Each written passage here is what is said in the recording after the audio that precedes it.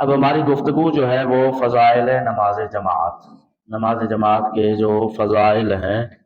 معصوم نے فرمایا کہ ایک تکبیر جو پیش نماز کے ساتھ بجا لائی جاتی ہے، ایک تکبیر جو پیش نماز کے ساتھ بجا، یعنی با جماعت نماز پڑھے جو بندہ، اور ایک تکبیر، خالی ایک اللہ اکبر جو تکبیر ہے اس کا کتنا ثواب ہے؟ فرمایا کہ 60,000 حج اور عمرہ سے افضل ہے۔ خالی با جماعت نماز میں ایک تکبیر کا یہ ثواب ہے کہ 60,000 حج و عمرہ سے افضل ہے۔ اور اس کے بعد فرمایا کہ ایک سجدہ جو پیش نماز کے ساتھ ادا کی، یعنی با جماعت ادا کیا جاتا ہے، ایک سجدہ، وہ ایک تکبیر اور یہ ایک سجدہ، فرمایا ایک سجدہ جو ہے وہ 100 غلاموں کو آزاد کرنے سے بہتر ہے۔ یعنی 100 غلام راہ خدا میں اگر آزاد کیے جائیں تو ان کا ثواب کم ہے، اور ایک سجدہ جو با جماعت نماز کے ساتھ ادا کی، کوئی بھی نماز پنجگانہ میں سے کوئی بھی نماز با جماعت جو ادا کی جاتی ہے، وہ چاہے جمعہ کے بعد جو عصر کی نماز ہے با جماعت، اس کا بھی اتنا ہی ثواب ہے، اور باقی نمازوں کا بھی، ایام ہفتہ کے ہفتہ، اتوار، سوموار، منگل، جتنے بھی ایام ہیں سب کی نمازوں کا یہ ثواب ہے۔ اس کے بعد فرمایا کہ ایک رکعت نماز،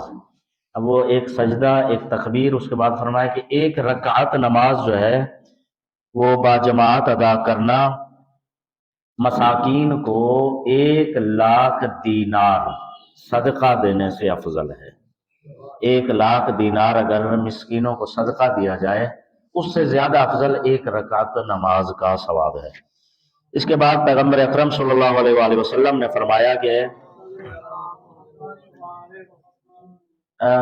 گھر کے اندر اگر بندہ 40 برس فرادہ نماز پڑھے، گھر کے اندر 40 سال کی فرادہ نماز پڑھی ہو، تو اس سے با جماعت نماز پڑھنا افضل ہے۔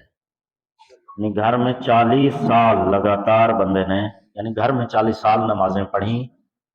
وہ ایک نماز جو با جماعت پڑھی گئی ہے وہ ان 40 سال کی نمازوں سے افضل ہے۔ اور اس میں یعنی سامنے والے نے پوچھا، یا رسول اللہ یہ ایک دن کی نماز کا اتنا ثواب ہے؟ تو سرکار صلی اللہ علیہ وآلہ وسلم نے فرمایا کہ ہاں، یہ ایک دن کی نہیں بلکہ ایک وقت کی نماز کا اتنا ثواب ہے۔ یعنی ظہر کی مثلا یا عصر کی ایک وقت کی نماز، ایک دن کی بھی نہیں، یعنی 5 نمازوں کا نہیں، صرف ایک نماز فجر ہے مثلا، ایک نماز کا ثواب جو ہے وہ گھر کی 40 سال کی نمازوں سے افضل ہے۔ اور یہ حدیث دو ہیں، بہرحال یہ ہے کہ اب ظاہر معصومین کا فرمان ہے، میں اپنی طرف سے میں اس لیے بالکل لفظ بلفظ جو لکھا ہوا ہے، پچھلی دفعہ بھی جب احکام بیان ہو رہے تھے میں نے گزارش کی تھی، اب جس طرح ہے اسی طرح میں من و عن جو حدیث کے لفظ ہیں سامنے، اسی طرح میں گزارش کر دوں، اپنی طرف سے کوئی لفظ جو ہے اس میں اضافہ نہیں ہے۔ پیغمبر خدا صلی اللہ علیہ وآلہ وسلم نے فرمایا جو مسجد کے پڑوس میں رہتا ہو، اور پڑوس آپ جانتے ہیں کہ 40 گھروں تک ہوتا ہے، جو مسجد کے پڑوس میں رہتا ہو اور 3 دن متواتر پڑوس میں ہے اور 3 دن متواتر نماز جماعت میں شامل نہ ہو، تو اس پر اللہ، ملائکہ اور تمام لوگوں کی لعنت ہے۔ رسول کائنات صلی اللہ علیہ وآلہ وسلم کا فرمان ہے۔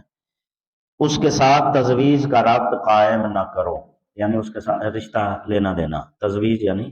اس کے ساتھ رشتہ دینا یا لینے کے رابطے جو ہیں وہ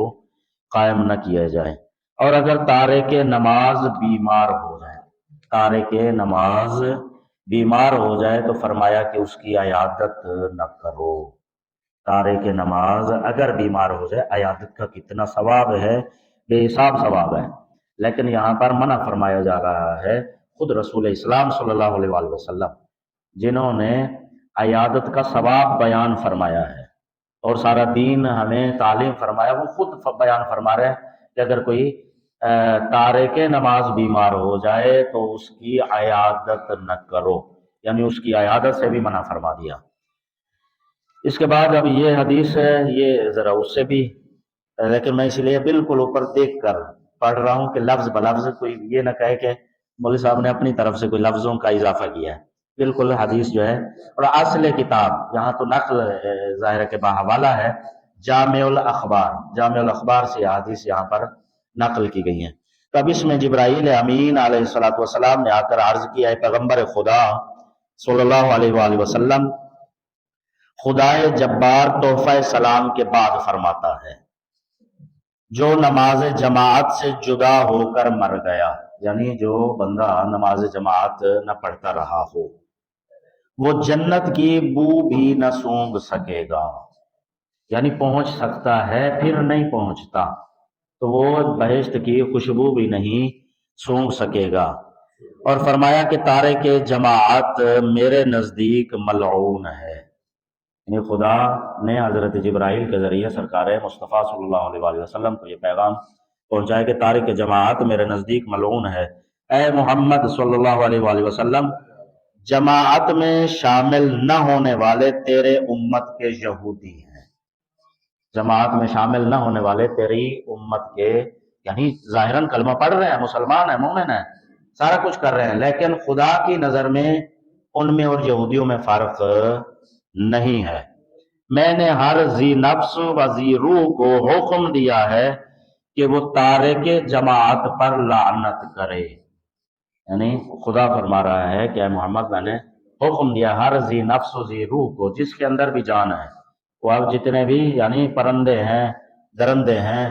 वो कीड़े मकोड़े हैं, जो भी साहिब रूह है, साहिब जान है, अल्लाह ने सबको हुक्म दिया है कि वो ऐसे तारे के जमात पर लानत करें। हजरत इमाम जाफर सादिक अलैहिस्सलाम से मनकूल है कि ज़माना हज़रत रसूल इस्लाम सल्लल्लाहु अलैहि वसल्लम ने कुछ अशखास जो है नमाज के वक्त जमात में शरीक ना हुए। सरकार सादिक आले मोहम्मद फरमा रहे हैं कि सरकार रिसालत मुआब सल्लल्लाहु अलैहि वसल्लम के आहद में कुछ लोग शामिल जमात न हुए। हज़रत सल्लल्लाहु अलैहि वसल्लम ने फरमाया कि इन लोगों के घर जला दिए जाएं ताकि वो घरों से निकलें और शरीक जमात होकर नमाज अदा करें। उस वक़्त एक अंधे ने अर्ज की, यानी जब सरकार दो आलम सल्लल्लाहु अलैहि वसल्लम ने घरों को जलाने का हुक्म दिया, तो एक नाबीना शख्स ने अर्ज की कि या रसूल अल्लाह, मैं अंधा हूँ, यानी नाबीना हूँ, मेरी आंखें काम नहीं करती हैं, मस्जिद तक किस तरह आऊँ, यानी मेरा उज़्र, ज़ाहिर है कि उज़्र है कि आंखें नहीं हैं, तो मस्जिद में आने के लिए मुझे मुश्किल दरपेश आती है, मैं जमात में शरीक नहीं हो सकता, यानी एक ऐसा उज़्र कि जहाँ पर नाबीना और वाक़ई उज़्र है। लेकिन सरकार ने जवाबन क्या इरशाद फरमाया, सरकार ने मस्जिद में किस तरह आऊं और वापस किस तरह जाऊं, और बाज दफा तो आजान की आवाज भी मुझे सुनाई नहीं देती, यानी कानों का भी मसला उसको यकीनन होगा, और कोई दूसरा शख्स भी मेरे पास नहीं है जो मुझे पकड़कर मस्जिद में पहुंचा दे। हज़रत सल्लल्लाहु अलैहि वसल्लम ने अंधे का उज़्र कबूल न फरमाया, यानी उस नाबीना का उज़्र कबूल नहीं किया, और फरमाया कि अपने घर से मस्जिद तक रस्सी बांध ले और उसके कयास पर हाजिर मस्जिद हुआ करो, यानी चाहे वो इतनी मुश्किल में था, लेकिन हुजूर सल्लल्लाहु अलैहि वसल्लम ने फरमाया कि नहीं, तुम्हें छुट्टी फिर भी नहीं है, तुम रस्सी, यानी इतनी ज्यादा अहमियत है दीन मोहम्मद वाले मोहम्मद अलैहिस्सलातु वस्सलाम में बाजमात नमाज के अदा करने की।